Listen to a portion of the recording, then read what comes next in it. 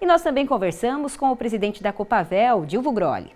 A cooperativa, além de representar milhares de produtores da região, promove o Show Rural, o maior evento de tecnologias voltadas para o agronegócio da América Latina. Vamos acompanhar. A gente continua falando sobre o anúncio do Plano Safra 2023-2024 e agora com foco na agricultura empresarial, principalmente para nossa região. E sobre isso eu vou conversar com o seu Dilvo Grolli, presidente da Copavel. Seja muito bem-vindo ao Agrofag, seu Dilvo. Muito obrigado. Muito bem. Seu Dilvo, o Plano Safra teve aí um anúncio de um incremento de aproximadamente 27%, né, para as áreas da agricultura empresarial. E aí eu queria que o senhor fizesse essa análise, pontuando investimentos e custeios, e se esse plano vai atender às necessidades da agricultura aqui da nossa região. O nosso sistema de cooperativas do Brasil tinha feito um orçamento, encaminhado um plano de 410 bilhões de reais para o Plano Safra 2023-2024. O plano anunciado pelo governo foram 364 bilhões de reais. Ele atende, sim, às necessidades da agricultura nacional, porque é 90% do que nós havíamos pedido. Considerando que nós temos em um momento que as commodities estão numa pressão de preço de baixa, eu acho que atende perfeitamente esses 364 bilhões para atender todo o sistema nacional do agronegócio, que é desde custeio e investimento. O importante é que esse plano aí conservou as taxas de juros que era do plano 22-23. As taxas de juros permaneceram as mesmas e esse novo plano Safra 23-24 criou algumas faixas intermediárias. Por exemplo, nós tínhamos juros de 8% no determinado investimento. Ele permanece os 8%, só que com 3 faixas, 7%, 7,5% e 8%. Isso facilita para a agricultura, por exemplo, o pequeno agricultor e médio produtor rural também. Então, é um plano que foi ele é mais flexível, mesmo que permanecendo as taxas iguais ao plano anterior, que isso já eu considero, numa análise assim de economia nacional, eu acho que é uma taxa considerável e uma taxa boa, porque nós temos que pôr como parâmetro a Selic. Quanto é a Selic hoje? A Selic está 13,75 e nós temos as taxas do Plano Safra 2023-2024 de 8% a 12%, então abaixo da Selic. E essas taxas são iguais às taxas do Plano 22 e 23. Mas tem um componente também que nós temos que levar em consideração, porque a Selic lá em julho de 2022 era 13,25. A Selic de hoje é 13,75. Então, aumentou-se a taxa básica de juros, que é a Selic, e permaneceram as taxas no plano anterior a este ano de 23, 24 para anterior de 22, 23. Uhum. E nesse caso, o ano safra está começando agora, né? Vai até junho do ano que vem. E nesse caso, seu Dilvo, todos os produtores rurais se preocupam com esse planejamento, precisam ter acesso a linhas de crédito, né? Que compensem, que sejam aí recursos viáveis para a agricultura. Nesse caso, a gente falando agora de investimento. Essas taxas e esses juros que o senhor acabou de explicar, que eles estão numa média que pode ser legal para o produtor, também vem com alguns incentivos a mais, né? Principalmente para quem tiver práticas de agricultura sustentável. De que maneira o senhor avalia esse cenário também? Essa é uma novidade no Plano Safra 2023-2024, que é dar um desconto na taxa de juros quem pratica agricultura sustentável. Isso é muito bom. O Brasil é um país que tem uma grande área de reserva em preservação. Por exemplo, o Brasil tem 60% do seu território preservado, 41% na mata lá na Amazônia, né? 13% nas reservas indígenas e 7% em parques nacionais, que nem o Parque Nacional aqui de Iguaçu. Então nós temos 60% do Brasil preservado. Mas nós plantamos em 78, 79 milhões de hectares. O que esse plano visa é uma sustentabilidade nesta área que nós utilizamos como agricultura e também na nossa área de pastagem. A área de pastagem no Brasil é muito grande, é em torno de 170, 180 milhões de hectares. Então, a novidade é beneficiar com uma taxa de juros menor aquelas pessoas que praticam a agricultura sustentável, certo? Dentro das suas propriedades. Eu acho importante isso aí, mesmo que nós tenhamos reservas grandes no Brasil, de 60% do território nacional, mas esse plano visa dar um incentivo aos produtores rurais dentro da sua propriedade, dando desconto até de 1% nas taxas de juros. Continuando nesse sentido de incentivo, e agora com foco em investimento, o programa de construção de armazéns também é uma novidade, né? Que nesse caso tem juros que estão na medida controlada, seu Dilvio, como o senhor avalia também? Vamos fazer uma análise da safra brasileira de 2023. Há uma perspectiva de colhermos aí mais de 315 milhões de toneladas de grãos. E qual é a capacidade de armazenagem do Brasil? A capacidade de armazenagem do Brasil é em torno de 220 milhões de toneladas de grãos. E vamos colher uma safra de 315 milhões de toneladas de grãos. Então, há um gargalo entre as colheitas no Brasil e a armazenagem. Há um déficit aí em torno de 95 a 100 milhões de toneladas. Esse déficit aí de armazenagem, ele não aparece violentamente, mas ele é um assunto preocupante para os produtores rurais e para todo o agronegócio brasileiro, porque nós começamos a colher safra em janeiro até dezembro, então se divide muito as colheitas, mas se nós tivéssemos que armazenar toda a safra no ano 2023, nós teríamos um déficit de armazenagem de 95 a 100 milhões de toneladas. Este novo plano 23-24, plano safra, ele aumentou os valores para a armazenagem, os valores de investimentos. Quanto à questão dos juros, ele está colocando juros de 7 a 8,5%. É um juro, diria, com todo o respeito aos meus colegas produtores rurais, um juro bom, porque eu tenho que fazer uma análise desses 7, 8% com o que o banco me paga se eu tivesse dinheiro para colocar no banco. Se eu tivesse dinheiro para colocar no banco, o banco pagaria uma Selic, que é a taxa básica, de 13,75%. E o governo está emprestando para nós, produtores rurais, ou para as cooperativas, ou para as empresas do agronegócio, a 7 até 8,5%. Então, existe aí, sim, um subsídio. Então, acho que este aí que nós temos que fazer uma análise. O que o banco paga para mim colocar o dinheiro no banco, emprestar ao banco, e quanto que o Plano Safra empresta para mim construir armazéns.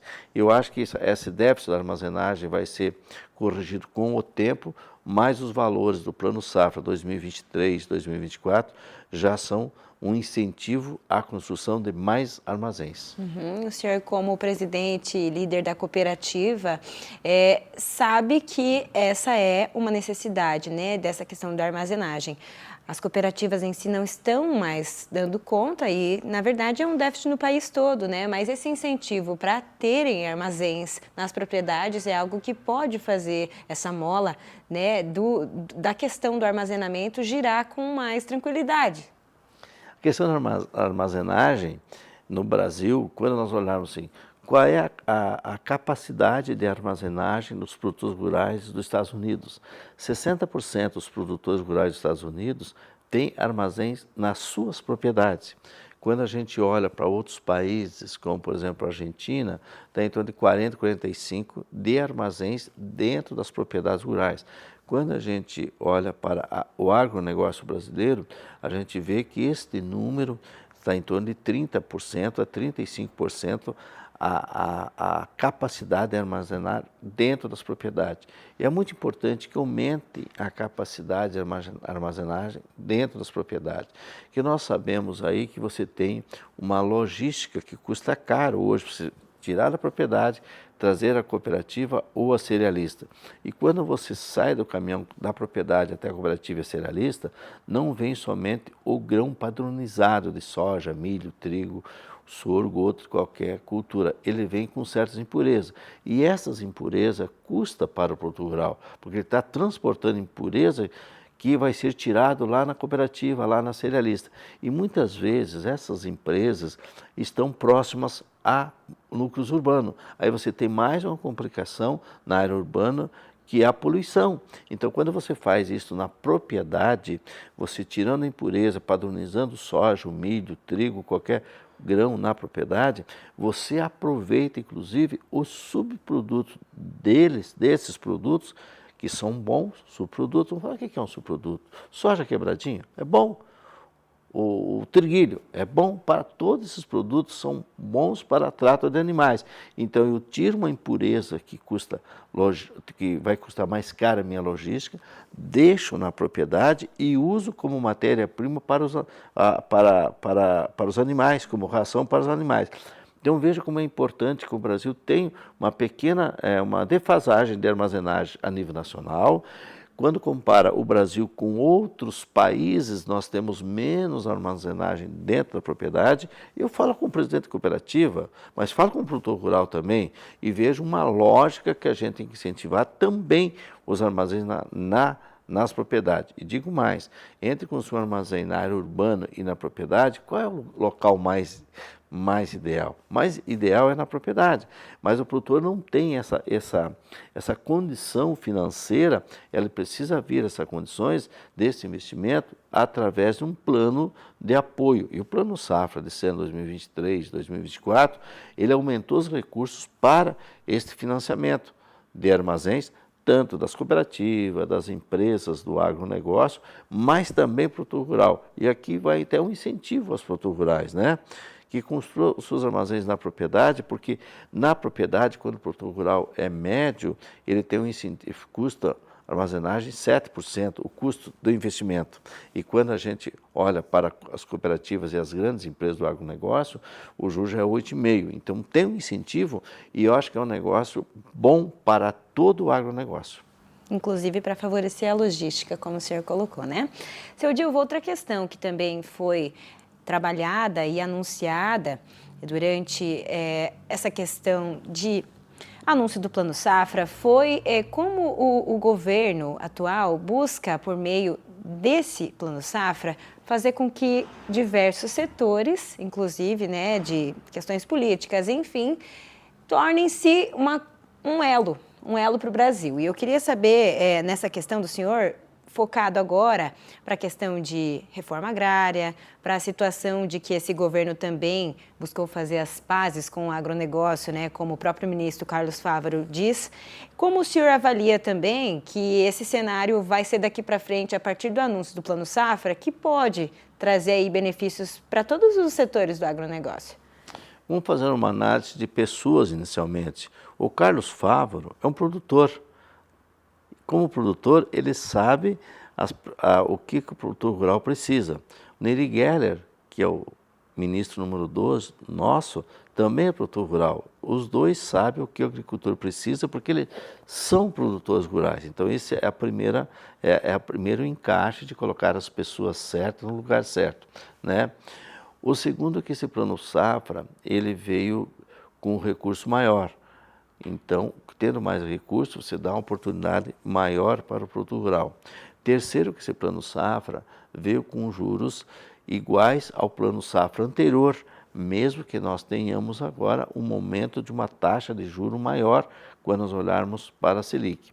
Então, esses são pontos positivos que está se olhando para o agronegócio, e o agronegócio é muito importante para o Brasil, porque vamos ver o que o agronegócio fez no ano 2022.